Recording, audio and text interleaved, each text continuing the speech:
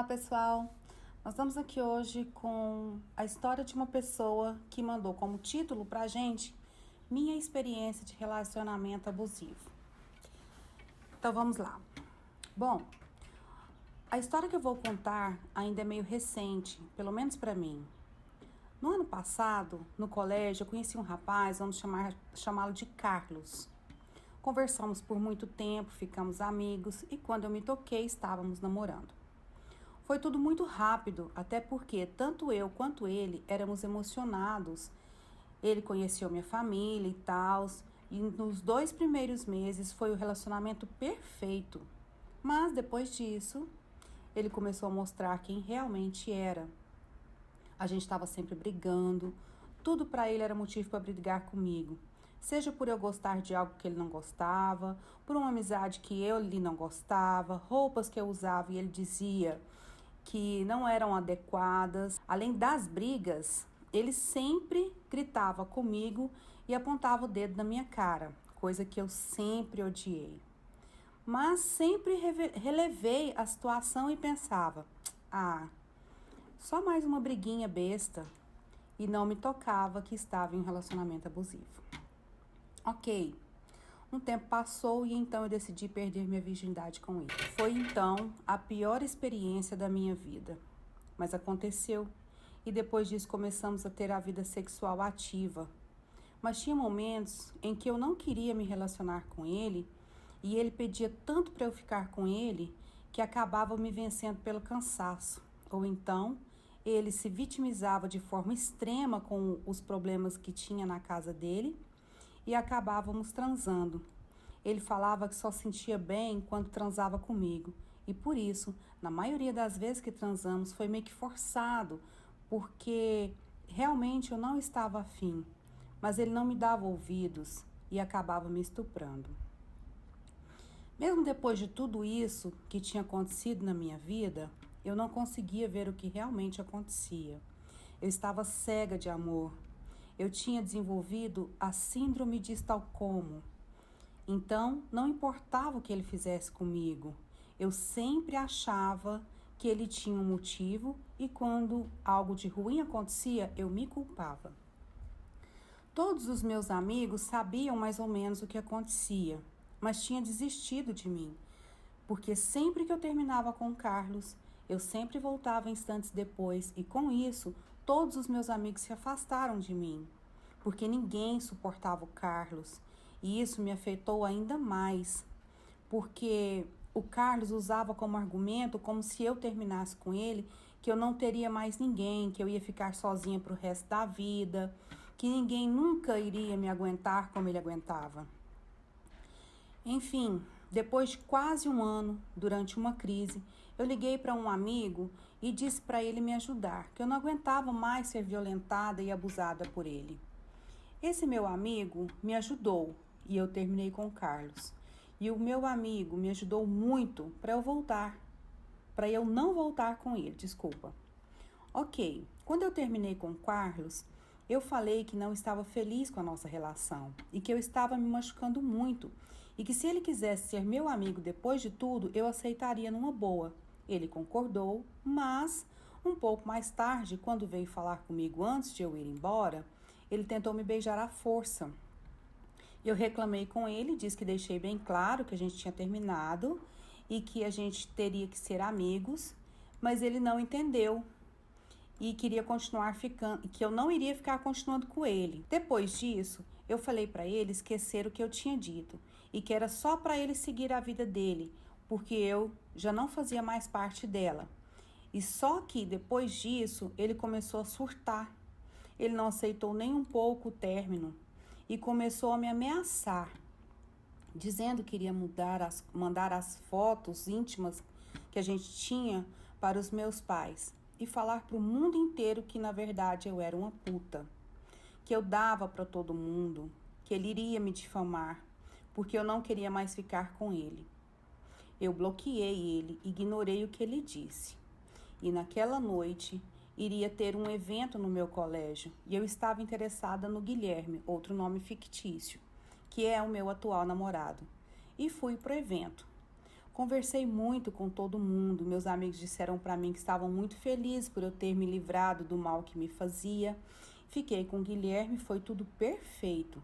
Cheguei em casa, o Carlos tinha mandado uma mensagem por outra rede social, dizendo que estava pensando bem no que estava dizendo, no que tinha dito antes, para eu desbloquear ele, para ele se explicar. Eu, de boba, acreditei. E quando eu desbloqueei ele me xingou de tudo quanto é nome. Falou que eu era uma vadiazinha, que eu não tive um pingo de consideração com ele, porque eu já estava com o outro, e eu chorando muito, lendo o que ele falava, disse que agora estava seguindo a minha vida e que ele não era ninguém para falar se o que eu estava fazendo era certo ou errado. E ele me xingou mais ainda e disse que ia mandar as minhas fotos para os meus pais e que se eu fosse esperta eu me mataria ali e agora, porque as coisas iriam ficar feias. Depois de chorar muito, eu dormi. E no finalzinho do outro dia, aparece a minha mãe e meu pai brigando comigo, me xingando muito. Começaram a me bater e por um momento até me deserdaram por eu ser uma puta. Eu nunca tinha me sentido tão mal na minha vida. Depois de todo esse escândalo, meus pais me fizeram sair da casa deles e lá ele me destruiu mais ainda, dizendo que durante toda a nossa relação eu o traía e que, na verdade, até agora eu não tinha admitido a traição. Logo, eu também não tinha cometido nenhuma traição. E que eu tinha transado com quase todos os meninos do colégio e que eu era uma puta em potencial. Meus pais me obrigaram a pedir perdão para ele por tudo que eu fiz. Depois disso, eu comecei a ser tratada como uma estranha dentro de casa.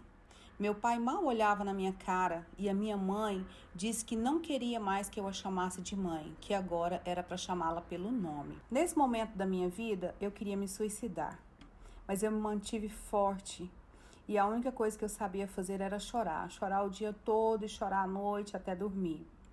Por ter sumido, os meus amigos ficaram preocupados comigo e foram até a minha casa. Quando eles foram lá, me ajudaram muito a melhorar a minha situação dentro de casa e contaram tudo o que eles sabiam para os meus pais. Desmentiram todas as verdades do Carlos tinha contado para eles. Depois disso, a minha relação dentro de casa melhorou um pouco, mas meus pais continuaram a me olhar diferente e eu, no fundo, entendi o motivo deles. Hoje, quase um ano depois, as coisas estão muito melhores. Apesar de, às vezes, meus pais ainda me lembrarem de tudo que aconteceu, ainda insinuando que eu sou uma puta, o que me deixa muito magoada, eu tento ignorar. Eu namoro o Guilherme, que é um cara extremamente compreensivo e carinhoso comigo. Ele sempre me apoia em tudo que eu faço. E quando eu preciso dele, ele demonstra sempre estar de prontidão para mim. E eu nunca mais vi o Carlos, graças a Deus. Mas eu moro numa cidade pequena e sempre tenho notícias de algo e o Carlos diz que mudou e está muito arrependido pelo que fez. Diz também que ainda tem esperança de voltar comigo, porque ele me conhece e sabe que vou perdoar ele. Eu vou voltar para ele e eu só quero que ele tome naquele lugar, porque mesmo alguns transtornos que eu tive foi por culpa dele. O que aconteceu na minha vida, eu estou muito feliz agora por ter me livrado de um cara tóxico e abusivo. E é isso. Desculpa a história longa. Bom, amiga, primeiramente, muito obrigada por ter confiado em nós a sua história, porque eu sei que precisa de muita coragem para escrever uma história assim, porque acaba revivendo ela, né? E tira aquelas dores da gente que estava guardada há algum tempo, você coloca ela para fora. Isso não é fácil. Espero que ouvir a sua história aqui no nosso canal tenha sido um passo maior para a sua recuperação. E que bom que você percebeu rápido, né, relativamente rápido, que estava num relacionamento que era tóxico e abusivo. Né? Assim foi mais fácil para você sair. Fácil que eu digo entre aspas, né? Porque é um fácil que não foi fácil, mas você conseguiu sair dele mais rápido, seria a palavra certa, né?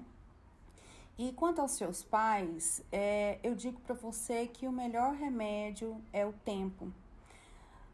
O que vai mostrar para eles que eles foram errados em ouvir o Carlos sem falar com você é você mesma. São as suas atitudes no dia a dia que vai mostrar para eles que eles estavam errados.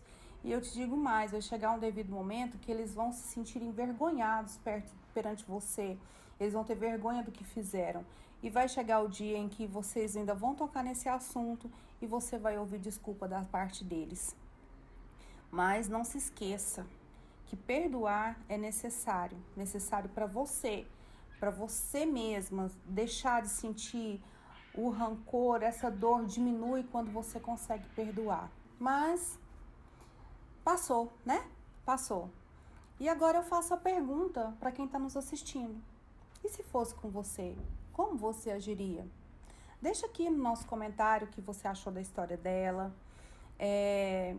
Conta pra gente o que você faria, tá? E se você tiver vontade também de mandar a sua história, aquela história que tá guardadinha, seja ela triste, feliz ou cabulosa, manda pra gente ler aqui, tá? O e-mail tá aqui na tela e também vai ficar aqui embaixo para você acessar, tá bom? Muito obrigada a todos e até a próxima.